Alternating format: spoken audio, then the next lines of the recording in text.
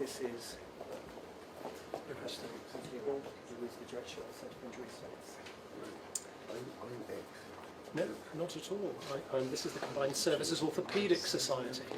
There you go. So I'm not an orthopaedic surgeon, I'm an engineer. And so we have this collaboration between engineers and medics and scientists who are looking to advance rehabilitation and protection and mitigation. And I'll just remotely, from a distance, introduce you to Spiros Mizouros and George Morgan. Spiros has been part of our work since 2008. We'll just say a few words and give you a demonstration of some of our work. So, sir, yes, we're a team of engineers, and we're working very close with military medics since 2008-9, since the height of the conflict. Our role is mainly to reverse engineer, if you will, injury. How does it happen?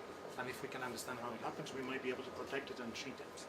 So a lot of the work that happens in here with all these machines is about actually creating insult or different insult to the human body in ways. For example, the lower extremity. So we created in 2008-9 a simulator of blast injury in a vehicle where we could test legs and see the effect of posture, for example, an injury.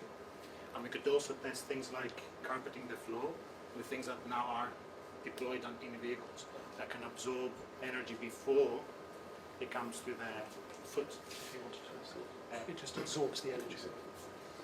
That's developed here. It is not developed here now. We were tested, so we actually procured that work from BSDL, so we tried different of those things, and they decided which one is going to go in. Another machine that we use is just behind everybody. It's a long, essentially gun, where we can fire projectiles that are associated with blast, so things like this that come and we found into the body. And by doing that, we have done it on different parts of the body, again, heart, sternum, legs, but also on armor. So this is, for example, soft armor, where we can see at what velocity it will penetrate or not and create injury or not.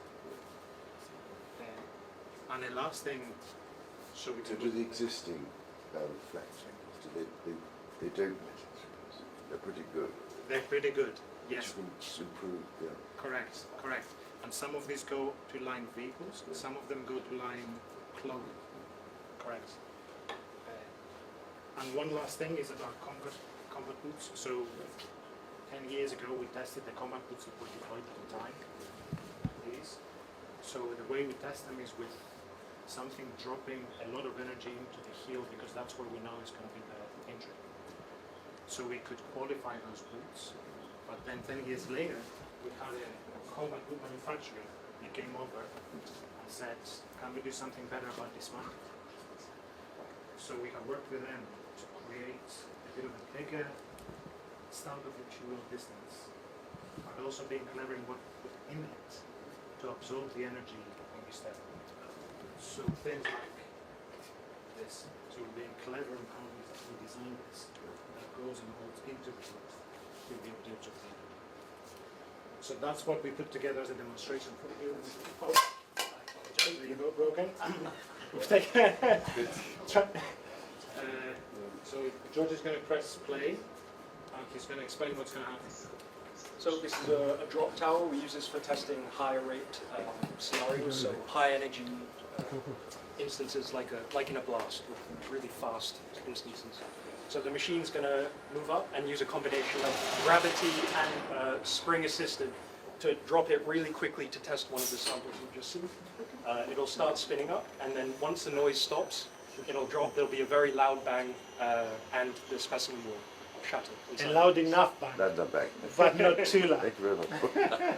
So this is just the spring system charging up, it's compressing it, and then once the noise stops, it'll drop down. So 3, 2, 1. So we will pick it up from in there when the machine decides to pick it up, so you can see the damage. So we're hoping that this goes in bits and not your foot. So, is this what you're working on at the moment? Correct. You haven't quite finished perfecting it, or you have? We have just about perfected it. The company is making the boot right now. We're hoping to launch. They're hoping to launch at DSCI in September. It's having the gaps is important. the gaps and the geometry of this, and also the way we have put the one after the other, so it creates a crumple zone. And that would prevent Correct. the foot or the heel. Correct. So it's frequently heel injuries. Correct. Both in-mounted Shattered. and dismounted. Correct. And that is a severe injury because you can end up with a below knee amputation. You cannot fix the heel. You can fix further up. H might talk about that a bit more, but I remember It's damaged. if it's damaged, it's damaged. Like that, stop. Yeah. Correct. So have you been able to apply, have you got better kit? Or this is going to really make a difference. So I mean, a lot of this gets translated very quickly Into injuries. into. It was pretty, if you remember during our start, we were very quick. Yeah. And we were very quick about getting innovation Yeah. out of the basketball. We did, weeks Yeah. sometimes. It was same at Falklands. Absolutely. That was very quick. Well, we work very closely with DNS equipment Yes, exactly. because they're the ones actually that can make the difference because they're what's worth it. So have you got a list of really good companies that you work with that you know you can rely on? We do, yes, we do. It's a little bit about when they want to engage as well, right? Because it's financial. Anyway, Yeah. that's a completely different story. Yes. So are you both specialists in the same field? Or is, yes. Yes, I work in Spiros' lab group. So we specially selected to work with. He was specially selected. That's correct. That is correct. Yes. So did you actually train here? So, okay, so 2004 did my PhD with Anthony. Right. 2008 I started working on this with Anthony on military medical. So I graduated from the amputation. So a lot of work that we've been doing is on the rehabilitation side, which you'll hear about downstairs. But part of that is to produce prostheses that are suitable for mass production in environments where perhaps the very expensive prostheses are not available and that are functionally effective. So this is, for example, one thing that we have developed, which is mechanical and yet provides the same optimal functionality as you would have from the very expensive microprocessor controlled knees. Tested in these machines that don't just drop weight, they push and pull slowly to replicate walking, for example. And that's the kind of thing that we've done with it. So this has been tested for a couple of million cycles, representing a number of years of use for an amputee in this machine, just pushing it up and down. But we'll show you a little bit more downstairs. I need to hand Do you back. have to get these specially made? So this machine is actually it's a British company called Instron, based in High Wycombe, and it's powered by hydraulics. It can go very fast. It can also go quite slow. But the good thing about it is it can test things from millions and millions of cycles. And the interesting thing about these machines is, although we're testing whether or not this will fail after a million cycles, you have to first get the machine that lasts for a million cycles. So there's even a lot of engineering in the equipment that we use to test. Yes. Shahan. Merci. I'd like to introduce a colleague joining from Lviv. This is Hannah Peric, who's Chief for General Surgery at Lviv First Medical Union, and the Chief Plastic Surgeon at Unbroken, which is an organisation trying to meet some of the healthcare needs that the Ukrainian population have now. So I'll hand over to Hanat, and he will tell you how things are in Lviv now. Your Majesty, Good morning, Hannah. it's a great honor to address you today. Since the beginning of the Russian full-scale invasion, on our work as surgeons in Ukraine has changed dramatically. We have been treating a large number of wounded soldiers from the front lines, as well as civilians injured by missile attack on our cities, including Lviv, the largest cities in western Ukraine.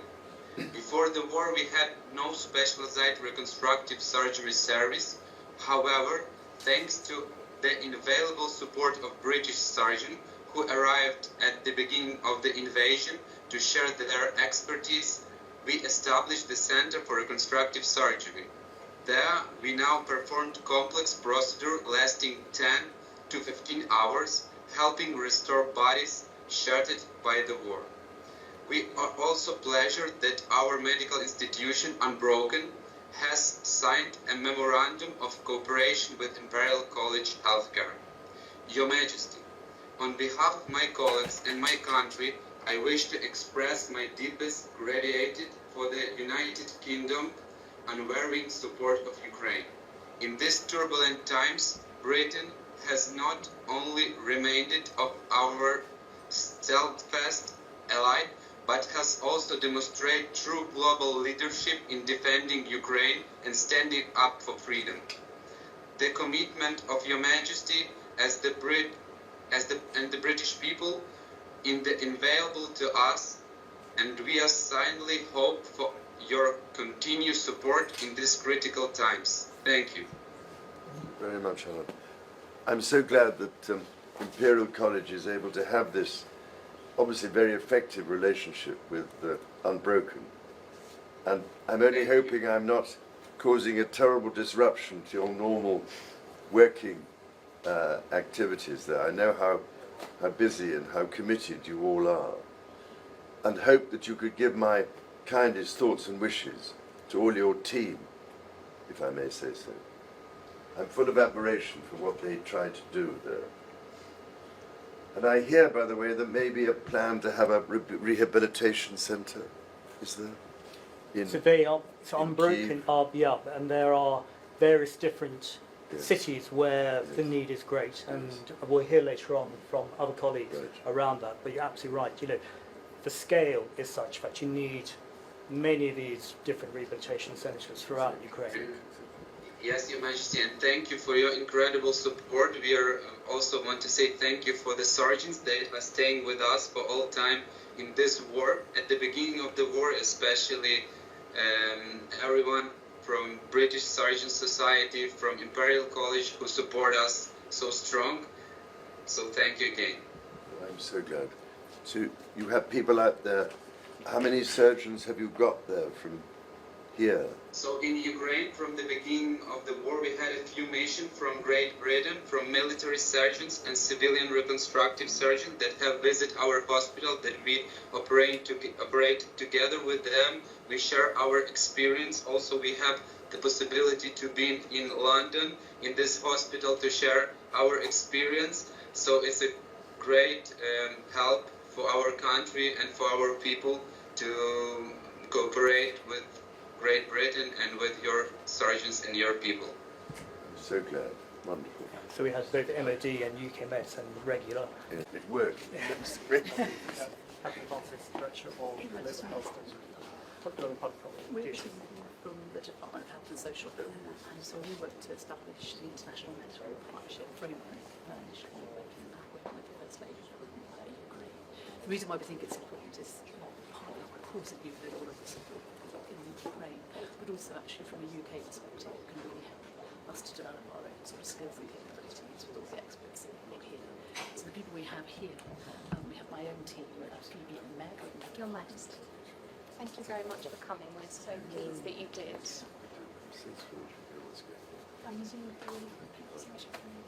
where are you based? In the Yes, in the department on Victoria Street. And I'm the head of Europe, and I set up the humanitarian function in the department, which oversees all of our health work with Ukraine. This is absolutely. Yes, we're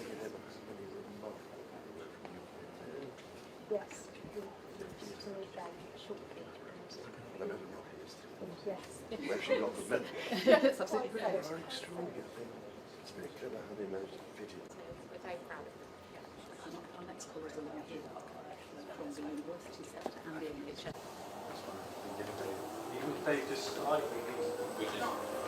We need you guys to stay there for me, please. For Duncan, just move over here, the other side a little bit. It works. Duncan, That's just please. not.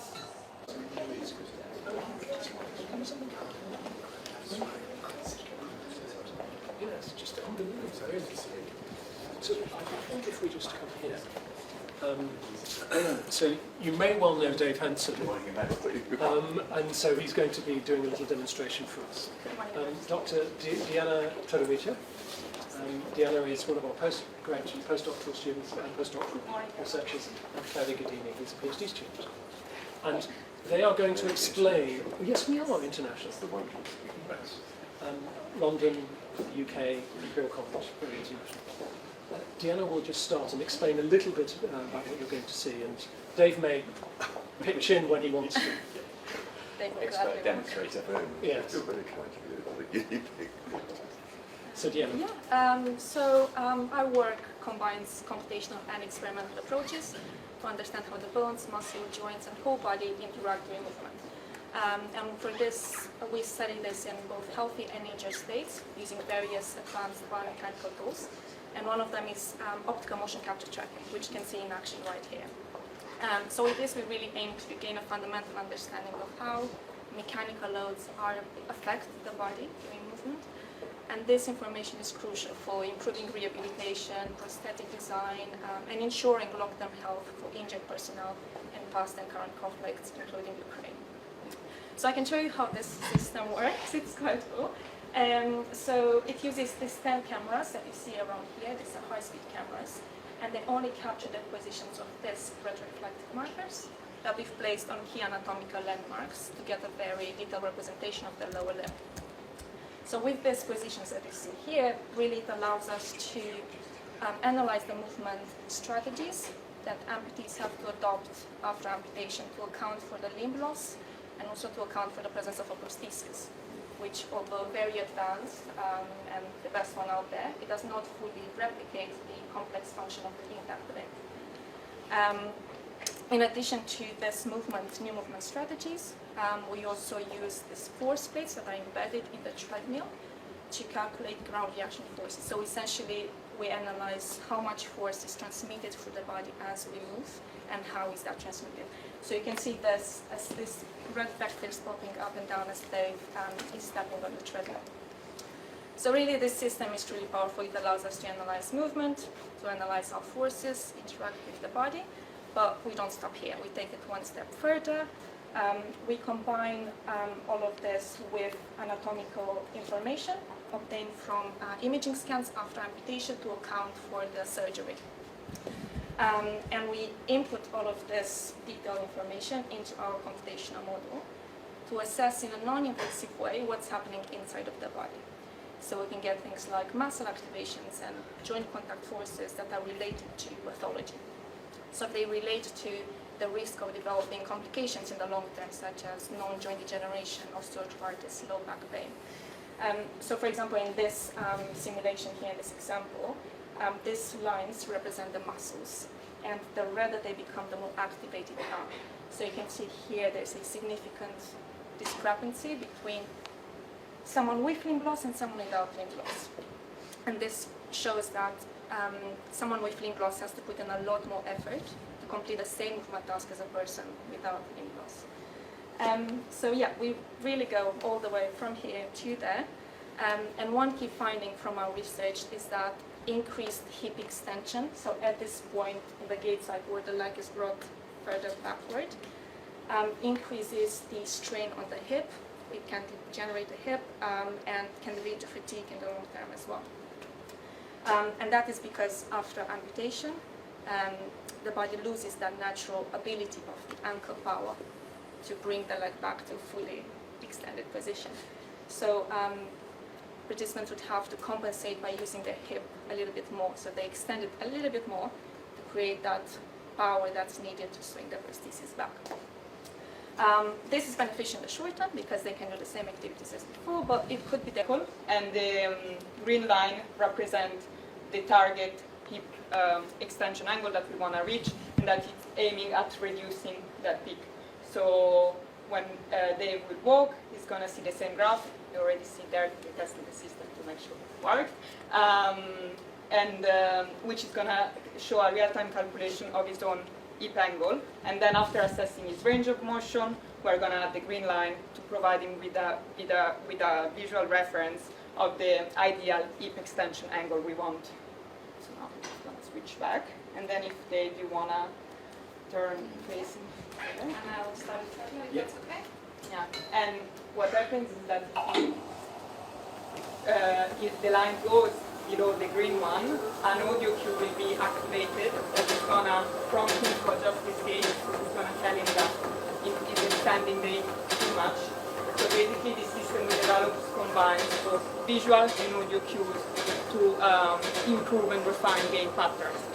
And although it's very advanced and it's used in many different cohorts, with research and rehabilitation, It's actually in its very early stages with the individual with loss. However, our pioneering research here at Imperial is leading the way for integrating this into clinical application. And it's something that if we implement, especially early on in the recovery stage of newly amputees that are adapting to their limb loss and learning how to walk again, it can really improve their functional outcomes.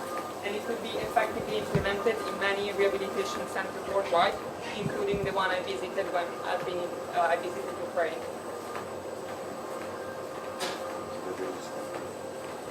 Not yet, but it's something that it would really help young men and women that have been injured, because the earlier they do it, they don't learn strong compensatory movements, and so we facilitate a more even load distribution and like also activation of many muscles without straining once received. So it really can help in the long term, especially because it's young people that will have decades ahead of them to live with this. Yeah. I can stop the treadmill, yeah? He really is an expert.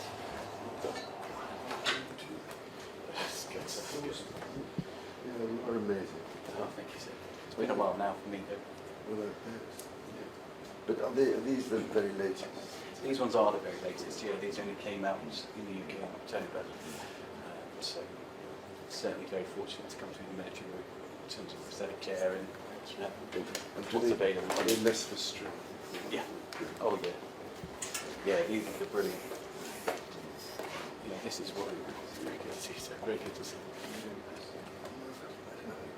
Just getting the balance to start with. Yes, I'm so fortunate. I've gone through 3 years of rehabilitation at Headley Court. I've come through, and certainly we're very much of the opinion that rehabilitation is a day-to-day activity that you have to do day in, day out for the rest of your life, to keep in shape, to keep in the best possible state of physical health. And Because you're taking part in some of these games, sports.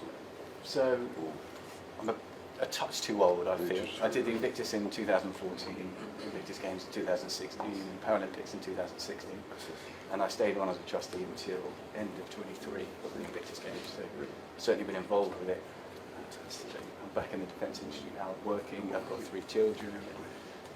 So what do you do? Which bit of the defence industry? I build specialist boats. Yeah. So it's for some of the people in the military. Yes. Yes, absolutely. Are they now in operation? Perhaps. Perhaps. Yeah. It was fantastic. Because I can't remember.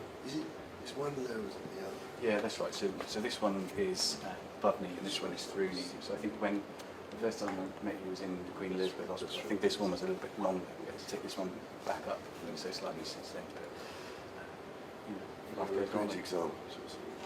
That is a family.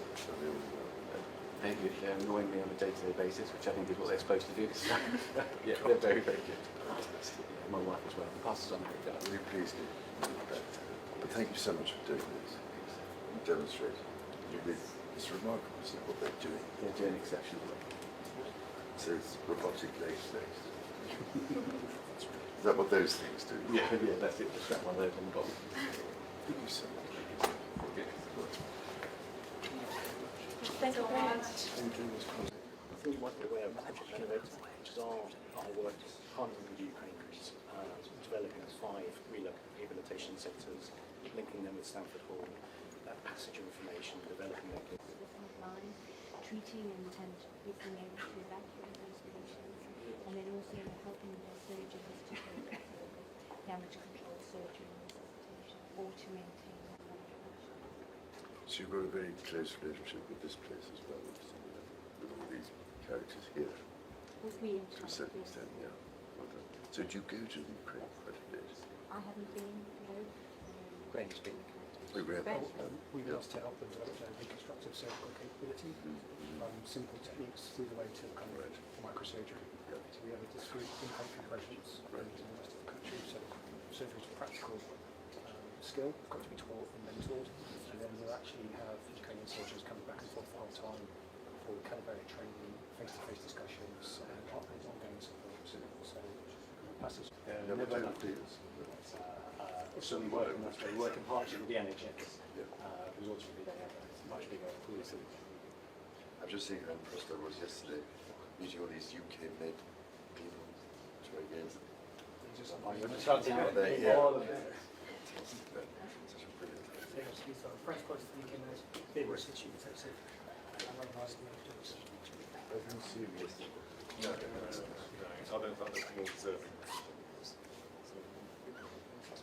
It's a hobbyist enterprise, so it's really been the last 7 or 8 years that we've pushed forward into really sort of frontline working in this problems. Well, the NHS have been working on this, the engagement with this role. It's absolutely that people come back, get very rich, sometimes different. Real opportunity to sort of learn from them as much as Yes. So just to introduce you to Daniel. Daniel is the president of our student Ukrainian society, which we have here at Imperial, and he has collected himself and a few other Ukrainian students for you to meet. You're all at Imperial. Yeah. Here in this side. Well, scattered. most of those students still speak on their account, but they study at South Kensington You've been here for 4 or 5 years. a fact. Yeah. And then when you go back to Ukraine, We'll see. you'll see. So this is the fantastic Ukrainian community. As you might know, Imperial is a rather technical university. Exactly. So the Ukrainian Student Society was not a thing up until 3 years ago, when the war started. And these are incredible people who make it all possible and happen. So this is Klim, aerospace engineer. This is Dan, computing student. So again, are you doing have you done 4 years? I'm doing my final year now, so I'm doing masters here. So I'm in my final year, my 4th year. And then have you got plans after this? Yeah. Hopefully, first get some work experience, and then probably work in the industry. Aspirations, go into the industry and start my own company maybe at some point. And are there more Ukrainians coming over here all the time I think so, yeah. to Imperial? Yeah, I think. Yeah, I've been contacted quite a few guys quite recently. And they're working quite hard. Yes, they are. So But yeah, but it's worth it. good. So we haven't caused you too much disruption today. Studying Hopefully not. Nice to meet you. and doing which? I do geophysics. Who do? Yeah, so I'm sorry.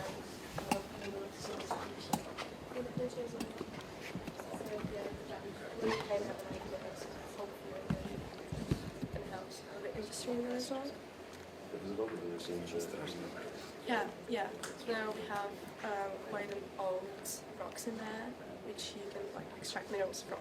But I think all the main territories are occupied at the moment. But hopefully. So you haven't got any exams? Yeah, in a month. Yeah. So that's, we are working on it. And I managed to keep in touch with your family. Yeah, so my closest family moved here, but I have my grandparents and stuff in Ukraine. Yes, we're still in touch. Where are they? So they're in Dnipro. I think it's quite close to at the moment. Are they somehow managed? Yeah, it's a bit harsh. I visited last summer. It was quite loud. Explosions and stuff. But the problem must be with power. Yeah, as well. We have power disruptions. Yeah.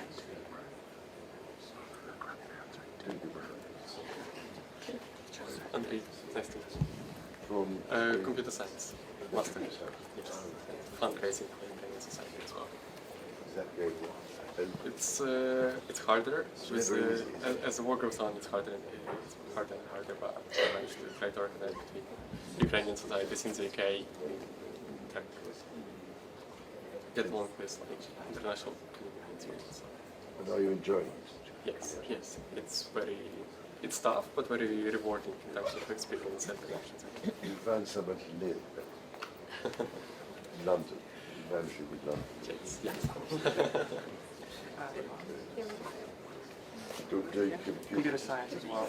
Yes, in my second class year. So we'll start masters next year. you doing it on the South Kensington? Yeah, South Kensington campus as well. Which is pretty good. And we've got some good Tuesday. Did you go to lecture? Yeah, lectures are great, and I mean, just very interesting. Like a lot of people you meet as well. There are good connections for the future, and the lectures as well. Like professors are very good as well. And all the latest equipment. Yeah, that as well, which is a great opportunity to have. I'm so good. I'm so you don't regret coming in. Yes, Definitely not. Another people. No, I'm Peter, and I'm a medicinal chemistry student. And is that, how did you get onto that particular subject? Was it a I particular like teacher? chemistry, Chemistry. and because of my teacher back in Ukraine, and yeah, they gave me all I needed to come here. And you're going to stay here as well, Karen? Well, I'm only first year now, so the perspectives are really far from me, but I'm hoping to go back to Ukraine and rebuild it. So you're not missing a lecture today? No, I never missed a lecture. I hope not. You all.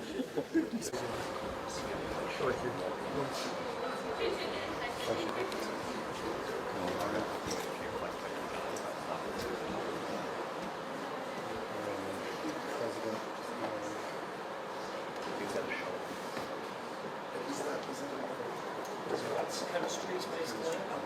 So it's a space for collaboration with industry partners and companies that come from work here.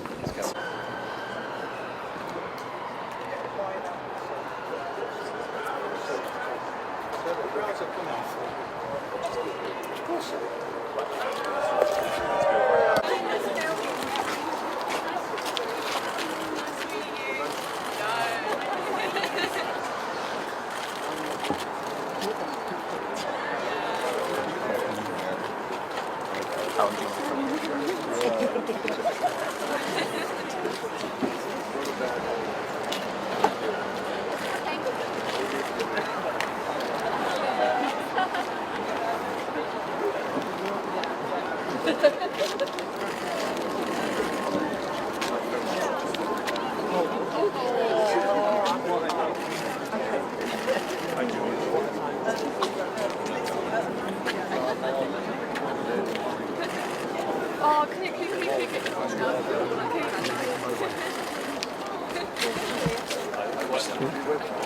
I went there and started in yeah, got the crown. Just come back. Yeah, we'll do it. We're going to get these guys in.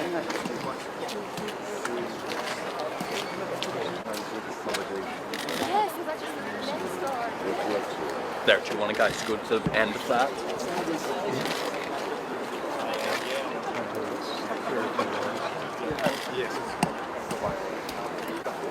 If you go to the end. Yeah. Take a step back. Take a step back. Thank you.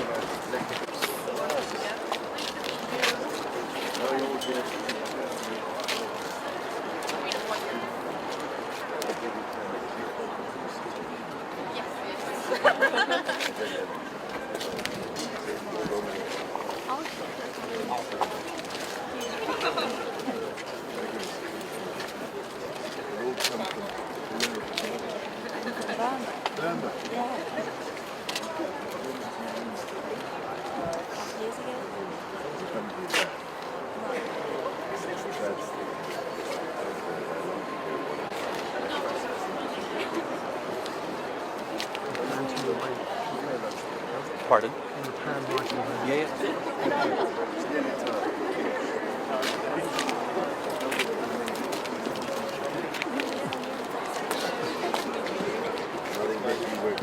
We will end this one. Just go to the end.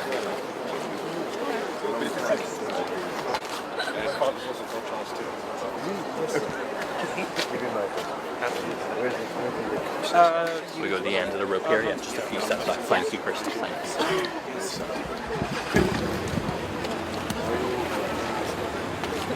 French.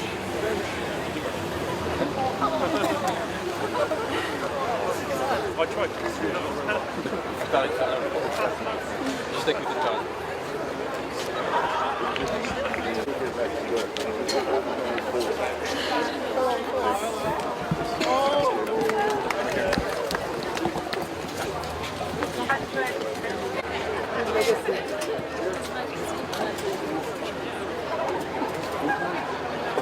I'm from China. Meet you.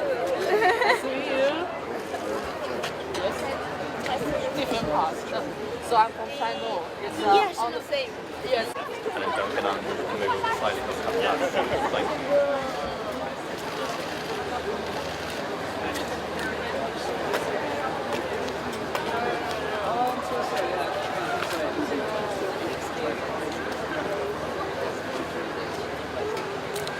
Come over here, Duncan. Yeah, yeah, come over here. Thank you. Just move over. Yeah, yeah, thank you. Stay here, stay here, stay here. Stay here. I was there the other day. Thank you very much. No, thank you so much. See you all later.